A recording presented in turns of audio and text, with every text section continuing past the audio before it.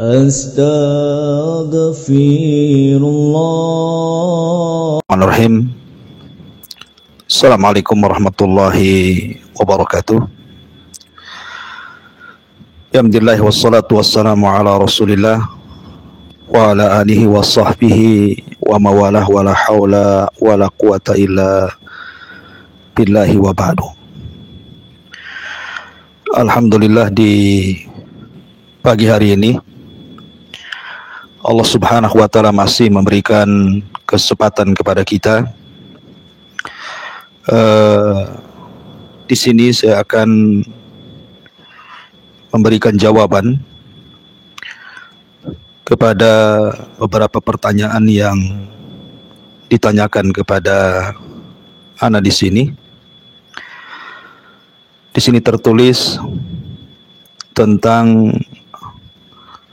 apa pengertian daripada sakaratul maut dalam pandangan Islam. Kapan seorang itu dikatakan dalam kondisi sakaratul maut? Kemudian bagaimana dahsyatnya sakaratul maut? Apakah semua orang merasakan sakaratul maut? Kemudian ciri-ciri orang yang sedang sakaratul maut dan dia husnul khatimah ataukah dia su'ul khatimah. Kemudian sakaratul maut yang paling ringan dan yang paling berat seperti apa. Kemudian amalan-amalan apa saja seorang muslim yang bisa mendapatkan kemudahan saat sakaratul maut, dan hal apa saja yang harus dilakukan jika kita mengalami atau mendampingi seseorang yang sedang sakaratul maut dalam ajaran Islam, dan doa yang dibacakan kepada seseorang yang sedang menghadapi sakaratul maut. Inilah pertanyaan-pertanyaan yang mungkin nanti saya akan ringkas dalam satu jawaban, karena sebenarnya ini pembahasan yang sangat panjang, memerlukan waktu yang lama. Tetapi saya akan usahakan singkat jawaban ini berdasarkan dalil-dalil dari Al-Quran dan sunnah Nabi sallallahu alaihi wa ala alihi wasallam. Ma'asyiral muslimin yang dimuliakan Allah Subhanahu wa taala.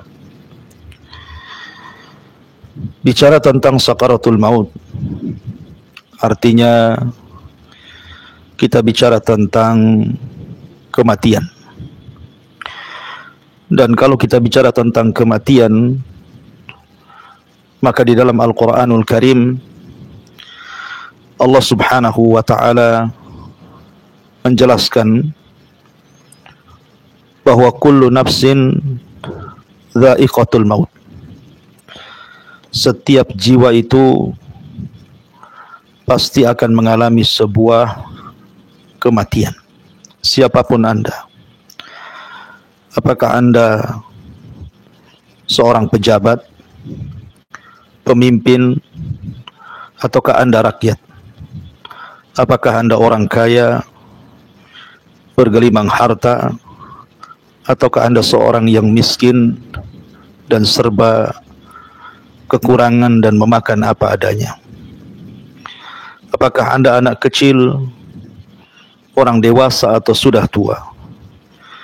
Apakah Anda laki-laki dan perempuan, semua akan merasakan kematian. Bahkan orang yang mulia atau jauh lebih mulia di antara kita, para nabi, para rasul, para ulama, mereka sudah merasakan apa yang disebut dengan kematian. Dan setiap hari kita bisa saksikan banyak orang yang mengalami kematian di sana di sini. Apakah Anda melihat secara langsung orang yang sedang sakaratul maut? Ataukah Anda dihabarkan ada tetangga Anda yang sedang meninggal atau sudah meninggal? Artinya bahwa kematian merupakan sebuah kepastian.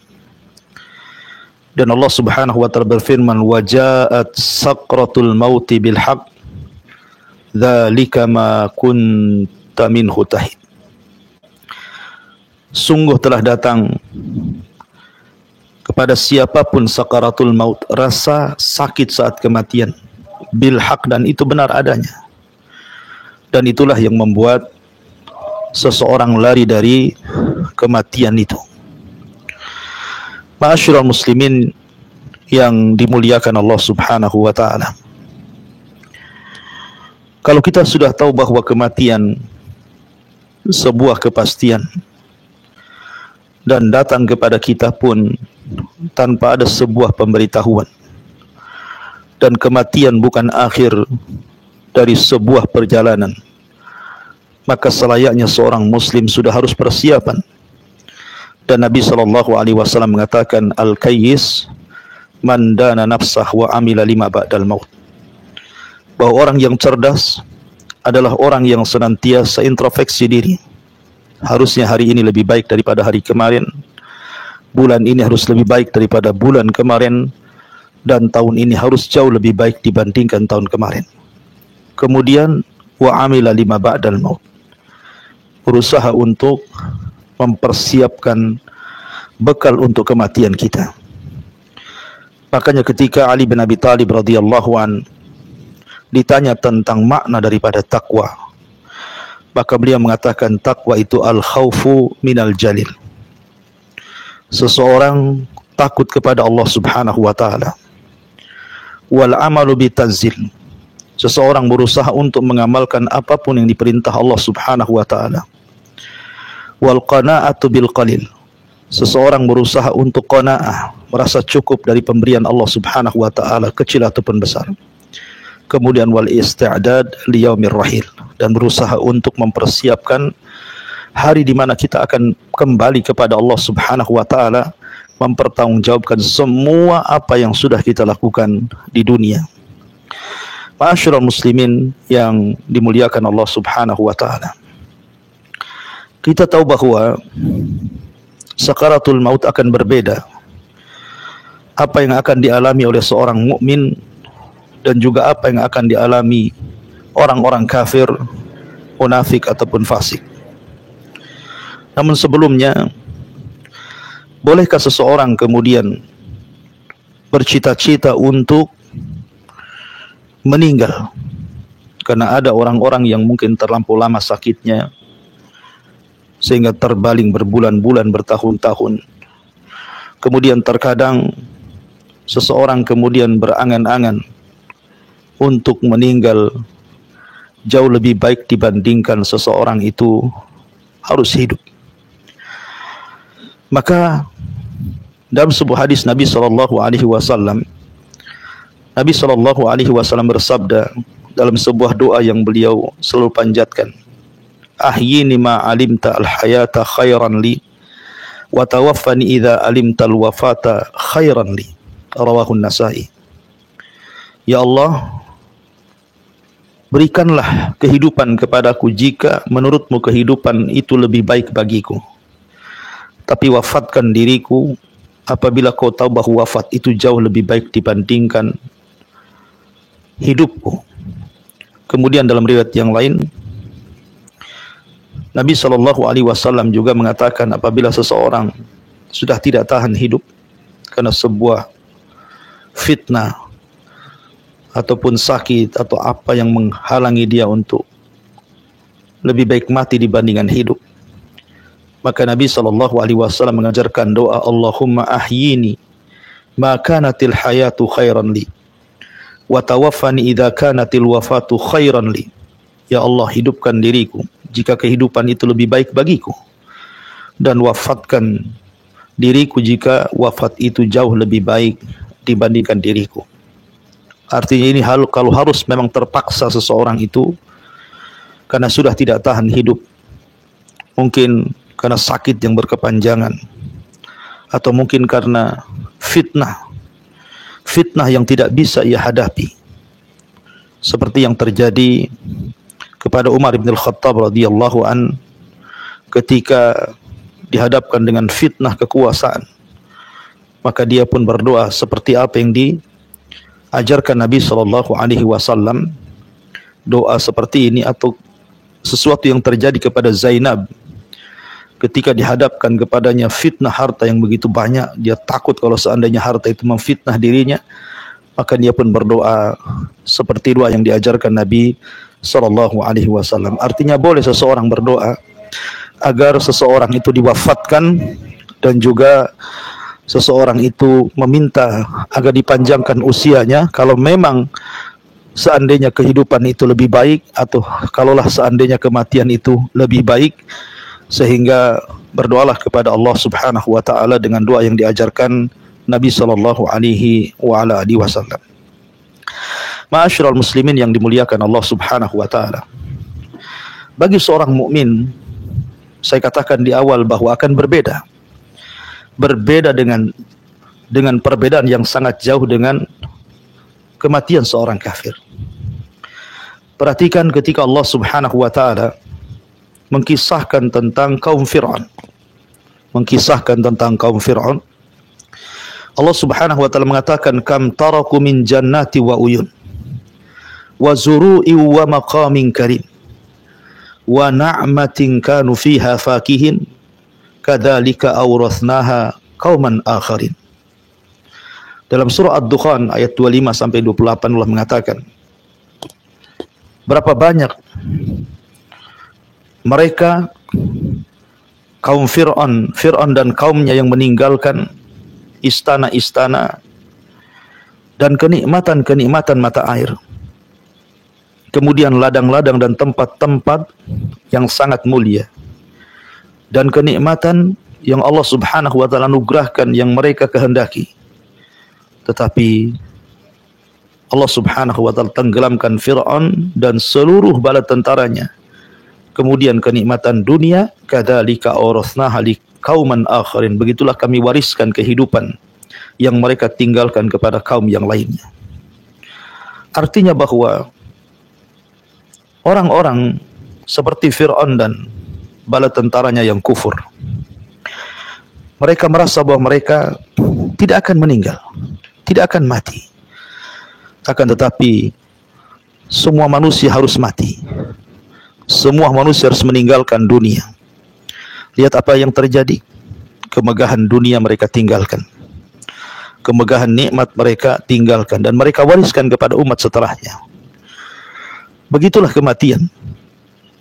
Dan hakikat kehidupan itu at-tajmi' wa tafriq. Kita kumpulkan harta, setelah itu kita tinggalkan. Betapa banyak orang yang semasa muda dia menghabiskan waktunya hanya mencari dunia, tapi setelah tua dunia sudah diraihnya, tiba-tiba dia tinggalkan karena kematiannya. Kemana harta ini? Harta ini justru diwariskan terkadang oleh orang-orang yang tidak bermanfaat sama sekali bagi pewarisnya. Na'udzubillah. Di sini Allah Subhanahu wa taala contohkan Fir'aun. Makanya kenapa Nabi sallallahu alaihi wasallam mengatakan, man ahabba liqa Allah, ahabba Allahu liqa'ah. Wa man kariha liqa Allah, kariha Allahu liqa'ah. Barang siapa yang cinta berjumpa dengan Allah, Allah cinta berjumpa dengan dia. Barang siapa yang benci berjumpa dengan Allah, maka ia akan dibenci perjumpaannya dengan Allah Subhanahu wa taala. Maknanya, siapa yang cinta berjumpa dengan Allah, karena ketika di masa kehidupan dunia dia investasikan semua kekayaannya untuk akhiratnya. Dengan hartanya dia bangun masjid supaya membangun istana di sorga. Dengan kekayaannya dia membangun sarana-sarana pendidikan dakwah. Dengan kekayaannya dia memberikan sedekah kepada fuqara wal masakin, dan juga sayang dengan anak-anak yatim, membantu keluarganya dalam rangka silaturahim, dan begitu seterusnya. Sehingga walaupun dia habiskan seluruh harta kekayaannya di dunia, tapi harapannya mendapatkan ganti yang lebih baik di akhirat.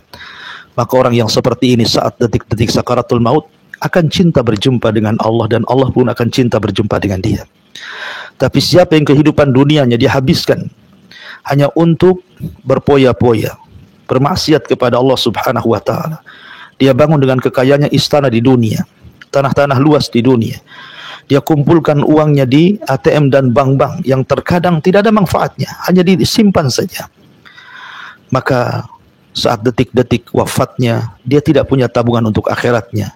dia tidak punya istana di sorga, dia tidak punya kebun di sorga, dia tidak punya kenikmatan di sorga, maka ketika itu dia sangat membenci berjumpa dengan Allah karena harus meninggalkan kekayaannya di dunia. Maka ketika seperti itulah Allah akan benci berjumpa dengan dia. Kematian bagi seorang mukmin adalah istirahat baginya. Bagaimana Allah Subhanahu wa taala ketika berfirman di dalam Al-Qur'an, "Fama bakat alaihimus sama wal ardu wa ma kanu munzarin." Kematian Fir'aun dan bala tentaranya tidak membuat nangis langit dan bumi, dan mereka sedang menunggu apa yang mereka janjikan kepada yang Allah berikan kepada mereka, yang mereka tunggu-tunggu, berupa ditenggelamkannya mereka di Laut Merah, dan mereka tenggelam dalam kondisi kekufuran. Sebagian para ulama mengatakan seperti Imam Mujahid, "Innas sama wal arda yabkiyani 'alal mu'min." Sesungguhnya langit dan bumi itu akan menangis saat kematian seorang mukmin, sebagaimana langit dan bumi tidak akan menangis karena kematian orang kafir seperti Fir'aun dan juga bala tentaranya. Hal yang sama dikemukakan oleh Abdullah ibn Abbas radhiyallahu anhuma. Sesungguhnya langit menangis, bumi menangis karena kematian seorang mukmin.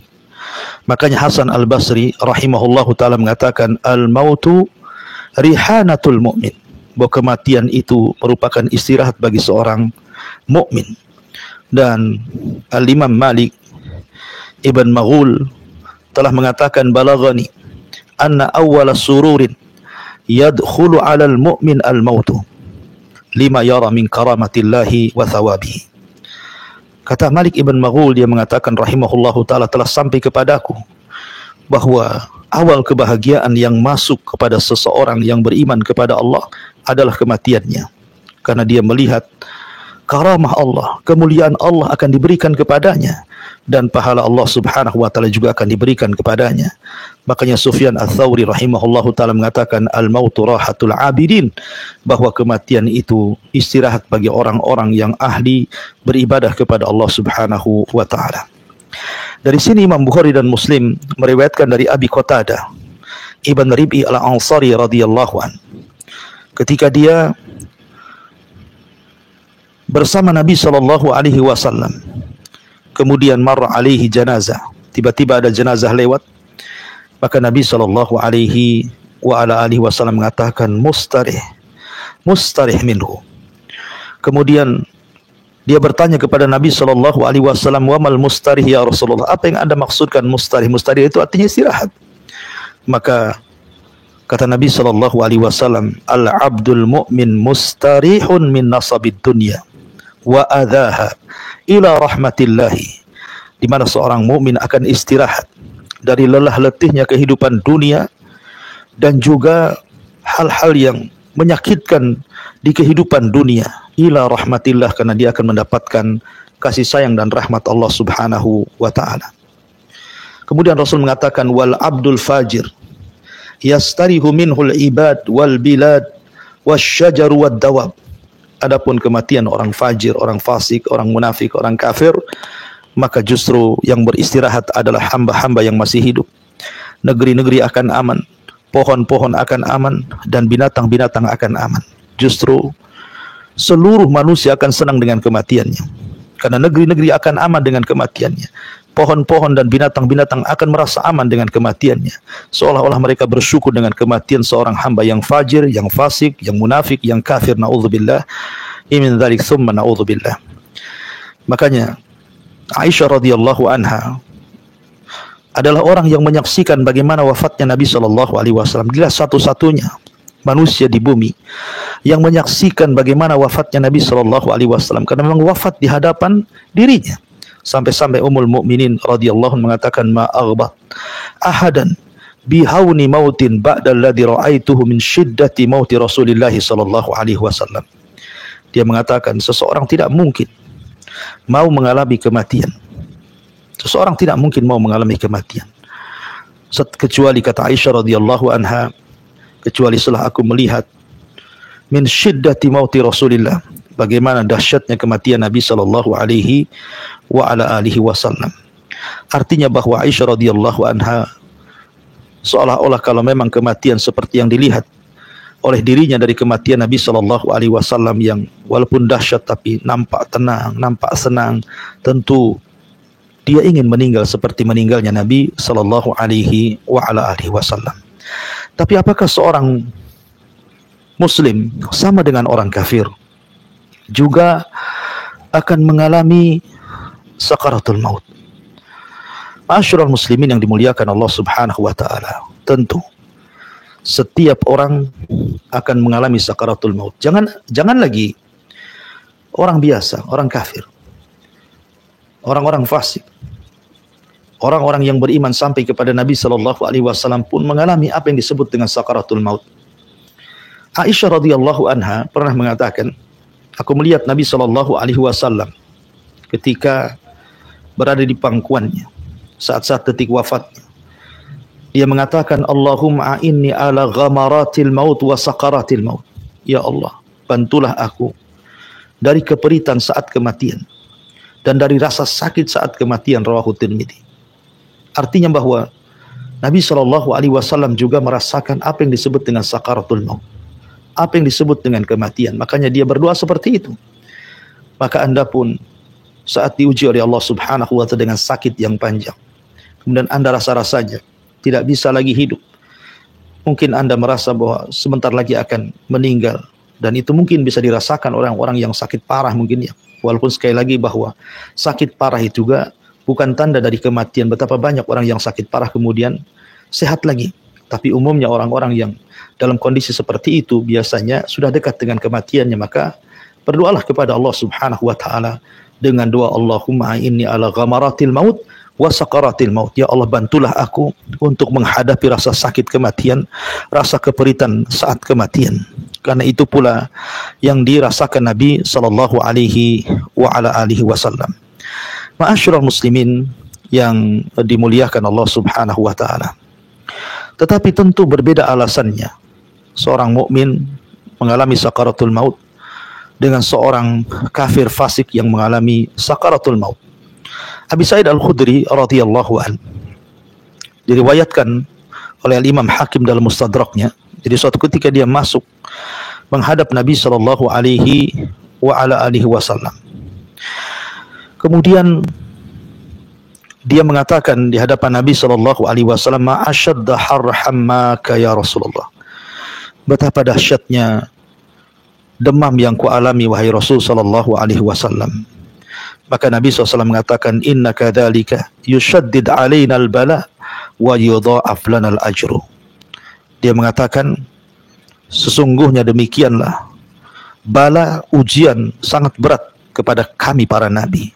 Tetapi itu semua agar Allah Subhanahu wa taala melipat gandakan pahala untukku. Maknanya bahwa seorang mukmin apabila mengalami rasa sakit saat kematian, ketahuilah rasa sakit itu akhir dari penderitaan dan boleh juga akhir daripada pengguguran dosa yang pernah dia lakukan selama kehidupannya.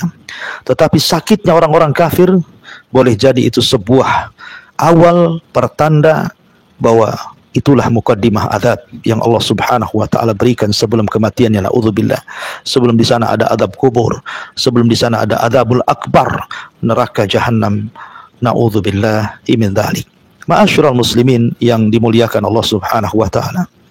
Allah Subhanahu wa taala berfirman di dalam Al-Qur'anul Karim, kalla idza balagatit taraq wa qila man raq wa dhanna annahul firaq wal tafatis saqu bis-saq ila rabbika yauma idzinil masaq.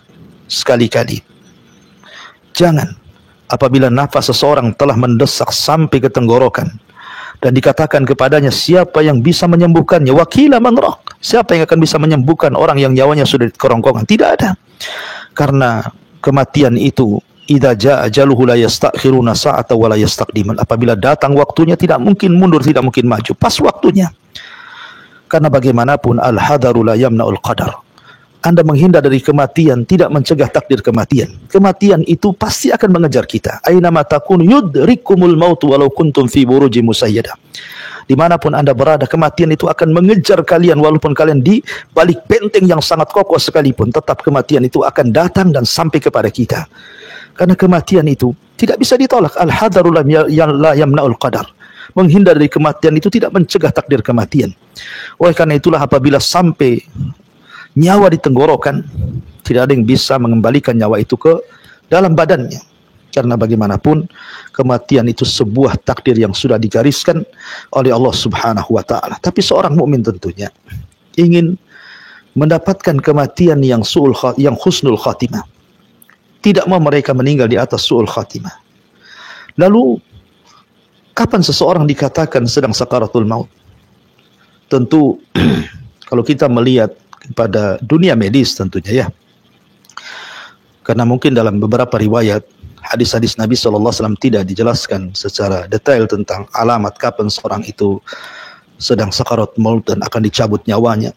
Ada yang mengatakan ini dalam menurut penelitian medis saja ya, bahwa orang yang sedang sakaratul maut ketika nafas semakin berat. Ketika nafas semakin berat. Ya, itu pun diisyaratkan, diungkapkan dalam surah Al-Qiyamah. Bisa Anda lihat pada surat Al-Qiyamah ayat 26 sampai 30 gitu ya. Tadi bagaimana Allah Subhanahu wa taala menjelaskan tentang kondisi beratnya orang yang sedang sakaratul maut, di mana nafasnya semakin berat, kemudian mengalami kelelahan yang luar biasa gitu ya. Kelelahan yang luar biasa, sebagaimana hadis Nabi Aisyah radhiyallahu anha menceritakan bagaimana lemahnya Nabi SAW saat sakaratul maut. Kemudian terkadang ada tanda berupa keringat di dahi. Berdasarkan hadis Ibn Buraidah dari bapaknya menceritakan bagaimana Nabi SAW mengatakan mautul mu'min bi araqil jabin. Terkadang dilihat dari tanda-tandanya ada keringat di dahinya.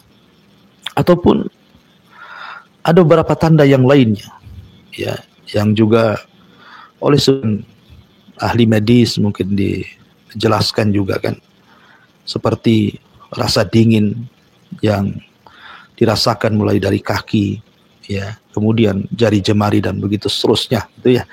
Atau terkadang dia merasa tidak betah di dalam tempat tidurnya, kalau dia sakit rasa-rasanya ingin pergi kemana, dia berteriak-teriak, naudzubillah gitu ya. Tapi yang jelas bahwa yang merasakan dekatnya kematian adalah orang yang akan meninggal.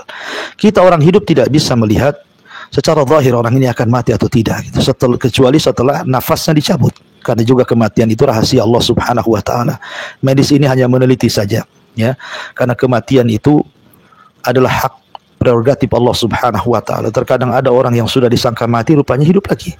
Ya, itu kuasa Allah Subhanahu wa taala, bukan kuasa dokter atau kuasa siapapun.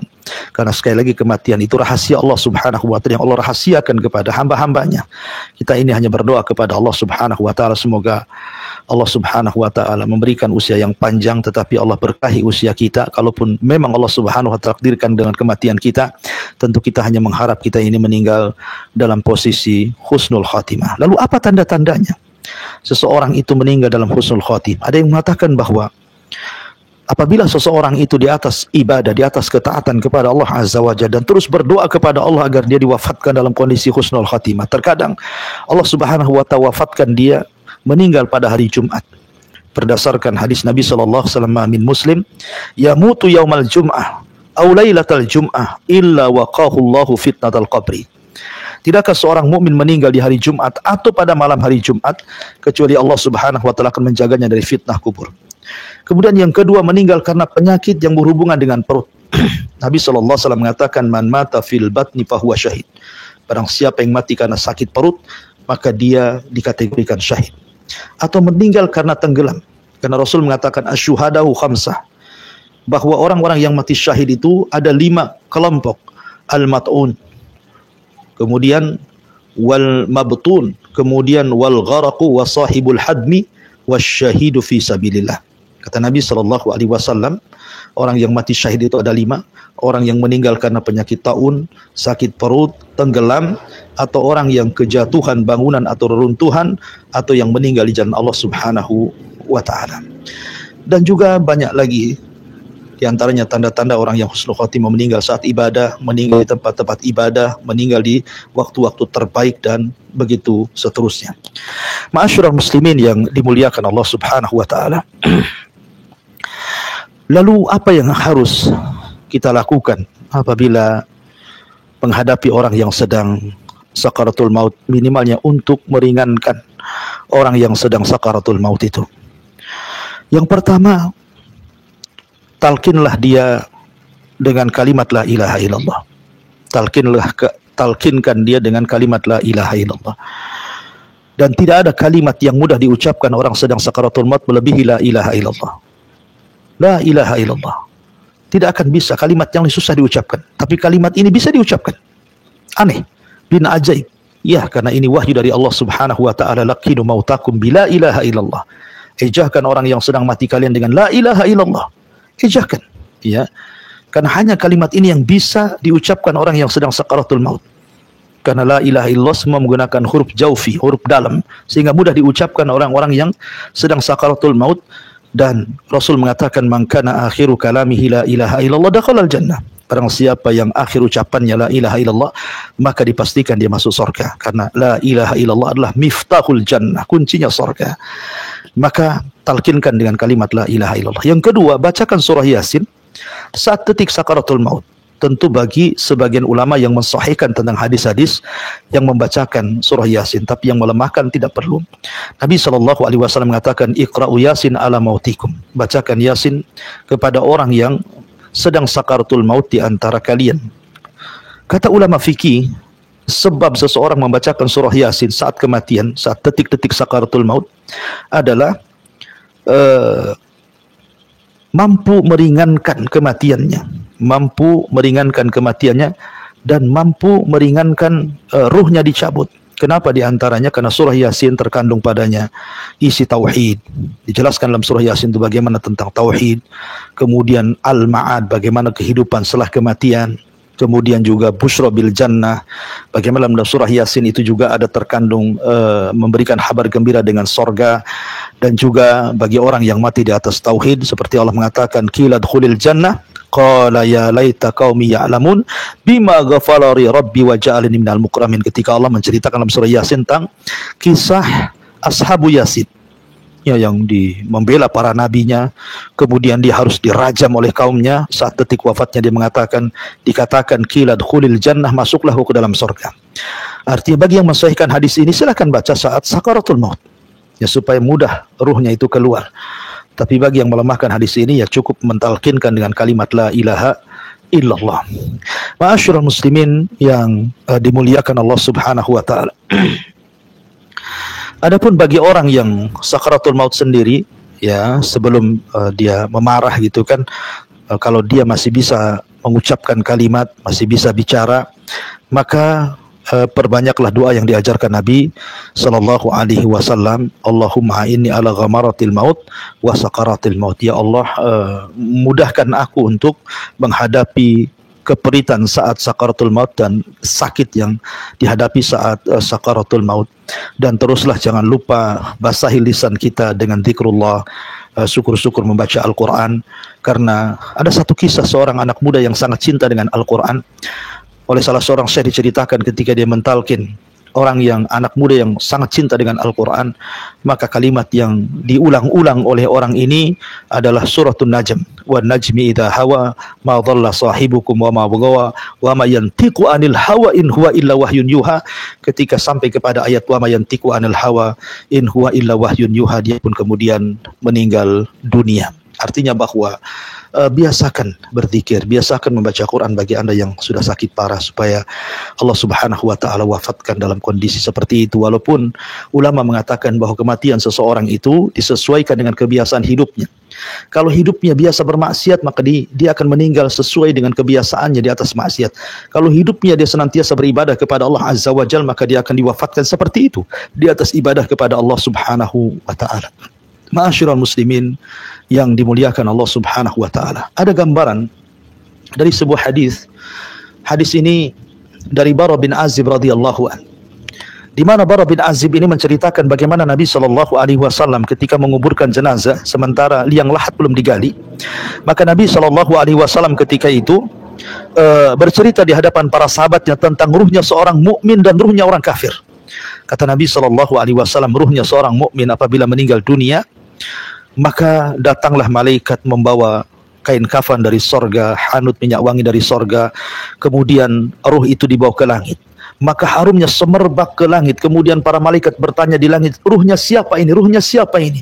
Maka orang ini, malaikat yang membawa roh ini mengatakan, Fulan bin Fulan, Fulan bin Fulan, mengambil nama terbaik bagi orang yang meninggal ini. Kemudian pintu langit pertama dibuka, kedua, ketiga, sampai ketujuh. Akhirnya ruhnya dihadapkan kepada Allah Subhanahu wa taala. Dan Allah Subhanahu wa taala katakan, letakkan kembali ruhnya di dalam jasadnya, tetapi amalannya angkat ke Iliyin, di tempat yang paling tinggi di surga. Akhirnya ruh ini dikembalikan kepada jasadnya. Kemudian ketika sampai di jasadnya, maka datanglah dua malaikat Munkar dan Nakir bertanya siapa Rabbnya, siapa nabinya, apa agamanya. Tapi karena dia seorang yang beriman, Allah katakan yusabbitullahu alladhina amanu bil qauli tsabit fil hayati dunya wal akhirah. Orang-orang yang beriman mantap jawabannya, sehingga dia akan bisa menjawab semua pertanyaan Munkar dan Nakir yang disebut dengan fitnah kubur. Apabila sudah dijawab dengan benar, maka Allah Subhanahu wa taala akan mengatakan, an sadaqa abdi, hambaku telah benar. Bentangkan pintu dari sorga, hantarkan makanan, pakaian dari sorga. Kemudian tiba-tiba datang orang yang tampan, yang baik, mengajak bicara sampai tak sadar. Kemudian kiamat sudah hampir dibangkitkan. Maka dia pun mengatakan, siapa kamu? Baik kami, kau baik sekali kau menemani diriku. Siapa kamu sebenarnya? Maka dia mengatakan, ana amaluka saleh, saya amalmu yang saleh. Tapi kalau orang kafir sebaliknya, menakutkan luar biasa. Ya, tetapi saat detik-detik sakaratul maut, seorang mukmin akan dicabut pelan-pelan ruhnya. Dimulai daripada ujung jari kaki, jari tangan, sampai kemudian di tenggorokan.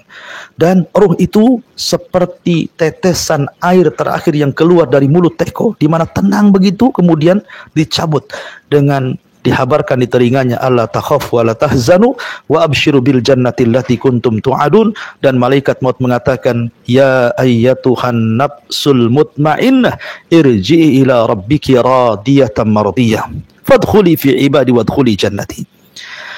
Maka malaikat yang membisikkan di telinganya mengatakan, jangan takut, jangan sedih, sorga sudah menantimu. Dan malaikat maut mengatakan, wahai jiwa yang baik, jiwa yang tenang, keluar kepada keridhaan Allah Subhanahu wa taala. Maka jiwa itu akan tenang keluar. Kemudian setelah di tangan malaikat maut diserahkan kepada Rasulul Maut, kemudian dikasih kain kafan, minyak wangi, kemudian diterbangkan ke langit. Itulah indahnya ruhnya seorang mukmin. Tapi ruhnya orang kafir, naudzubillah, tsumma naudzubillah. Maka kita hanya bisa berdoa kepada Allah Subhanahu wa taala agar kita diwafatkan dalam kondisi husnul khatimah. Dan tentunya kita juga berdoa kepada Allah Subhanahu wa taala, semoga Allah ringankan saat kita sakaratul maut. Dan ini jawaban dari pertanyaan, wallahu a'lam, mudah-mudahan terwakili semua pertanyaannya. Ya, sekali lagi jazakallahu khairan sudah memberikan pertanyaan seputar kematian. Mudah-mudahan jawaban ini walaupun tidak memuaskan, akan tetapi sudah bisa menjawab beberapa pertanyaan. Jadi kalau yang kurang nanti bisa ditambah atau ditanyakan kembali. Dengan kesempatan saya akan jawab. Mudah-mudahan Allah mudahkan saya memberikan jawaban. Dan kebenaran hanya datang dari Allah Subhanahu wa taala. Adapun kesalahan datang dari diri saya dan dari syaitan. Saya meminta ampun kepada Allah Subhanahu wa taala. Ini yang bisa saya sampaikan. Subhanakallah bihamdika, asyhadu an la ilaha illa anta astaghfiruka wa atubu ilaik. Allah taala. Assalamualaikum warahmatullahi wabarakatuh.